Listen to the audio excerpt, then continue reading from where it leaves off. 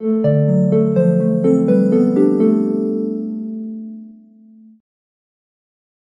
And welcome to the world wide post. दोस्तों, India और Indonesia के बीच लोकल करेंसी में ट्रेड को लेकर एक एमओयू साइन हो चुका है।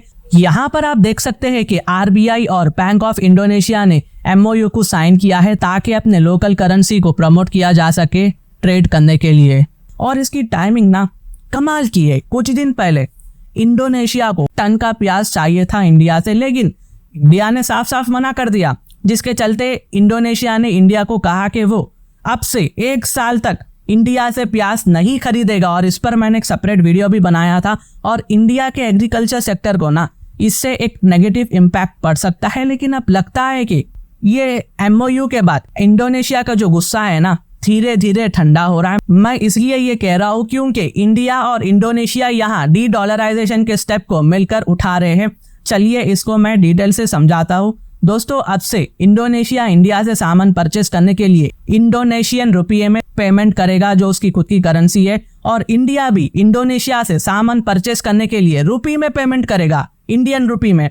क्योंकि अब तक ना इंडिया और इंडोनेशिया ने डॉलर के साथ अपने ट्रेड्स को बढ़ाया था, लेकिन अब एमओयू के साइन होने के बाद सब कुछ बदल चुका है। पहले डॉलर की वजह से इंडिया और इंडोनेशिया को लॉन्ग टर्म से गुजरना पड़ता था, यानी कि ट्रांजैक्शन फीस वगैरह होती थी, बहुत बड़ा प्रोसीजर होता था। समझाता हूँ, पहले क्या होता था कि इंडिया इंडोनेशिया ट्रेड करने के लिए डॉलर का इस्तेमाल करते थे। एग्जाम्पल, एक इंडियन बिजनेसमैन क्या करता है इंडोनेशिया के साथ ट्रेड करने के लिए, पहले इंडियन बैंक को जाता है और जाकर वहां से इंडियन रुपी को एक्सचेंज करता है, डॉलर खरीदता है और यही डॉलर वो इंडोनेशिया को देता है गुड्स को परचेस करने के लिए। फिर इंडोनेशिया क्या करेगा, यहाँ पर वही डॉलर को इंडोनेशियन बैंक में एक्सचेंज कर इंडोनेशियन रुपए लेते हैं।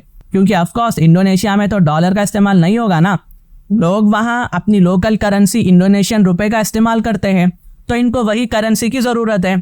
तो ये था प्रोसेस। और इसमें होता क्या है यहाँ पर दोस्तों, जब इंडियन बिजनेसमैन रुपी को डॉलर में कन्वर्ट करते हैं तो इसकी कन्वर्टिंग फीस भी होती है। और सेम जब इंडोनेशिया डॉलर को इंडोनेशियन रुपए में कन्वर्ट करता है तो उसको भी कन्वर्टिंग फीस लगती है। यानी दो तरफ से फीस जा रही है यहाँ पर। यानी $1 की वजह से ना पूरा सर्कस हो गया इंडियन रुपी और इंडोनेशियन रुपए का। और गाइस, इसमें एक डिसएडवांटेज ये है कि ये डॉलर का कोई गारंटी नहीं होता कब क्या कंट्री के साथ क्या हो जाए। इमेजिन करो कि इंडिया के रिलेशंस यूनाइटेड स्टेट्स के साथ बहुत ज़्यादा खराब हो जाते हैं, या फिर इंडोनेशिया के relations United states of America के साथ खराब हो जाते हैं, और इतना खराब हो जाते हैं कि एक बार को यूएस इन पर सैंक्शंस लगा देता है, जिसके चलते वो यूएस डॉलर का इस्तेमाल नहीं कर सकते हैं। तो इमेजिन करो यहाँ आप जो पूरी इकोनॉमी का जो हार्ट है ना डॉलर, वो रुक जाएगा, पेमेंट रुक जाएगा। इसका बेस्ट एग्जांपल ये है कि इंडिया एक ह्यूज पाम ऑयल बायर है इंडोनेशिया का। अगर इंडोनेशिया पर यूएस से सैंक्शंस लगा देता है तो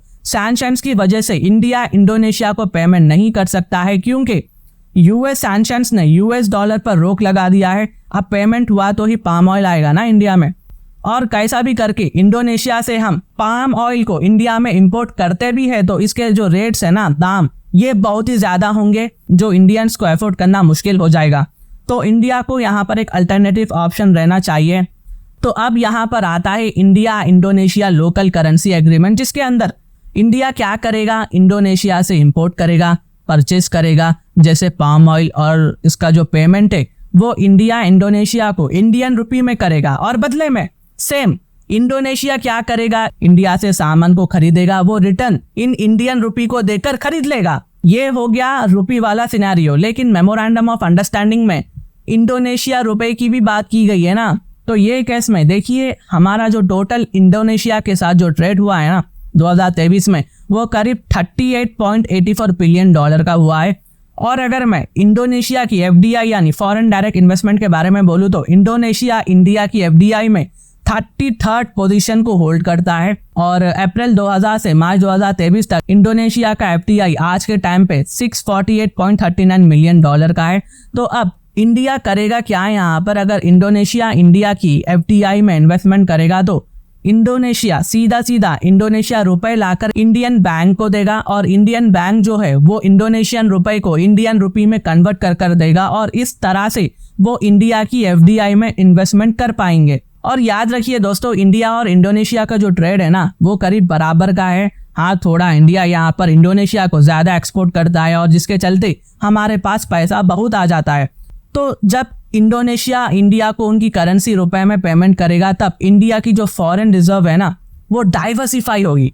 इंडिया की फॉरेन रिजर्व का जो पोर्टफोलियो है वो बढ़ने लगेगा। जैसे कि हम सबको पता है कि इंडियन फॉरेक्स रिजर्व में गोल्ड भी आता है, डॉलर भी आता है। अब इंडिया के फॉरेक्स रिजर्व में इंडोनेशिया रुपए भी आएगा और ये इंडियन बैंक ये इंडोनेशियन रुपए लेकर आरबीआई को देगी, आरबीआई अपने फॉरेन रिजर्व में डाल देगा। तो इस तरह से हम डॉलर पर डिपेंडेंसी को कम कर सकते हैं। तो ये कुछ अपडेट्स थी जो मैंने आप तक लाया है। आप इसको लेकर अपना क्या व्यू पॉइंट रखते हैं हमें कमेंट कर बताएं। आपके व्यूज हमें मालूम होना चाहिए, उसको मैं हार्ड भी दे दूंगा। तो अगर मेरी वीडियो इन्फॉर्मेटिव दिखे तो इंटरनेशनल अफेयर्स के लिए आप मेरे चैनल को सब्सक्राइब कर सकते हैं। Thank you for watching, thank you for hearing and I always say God bless you all.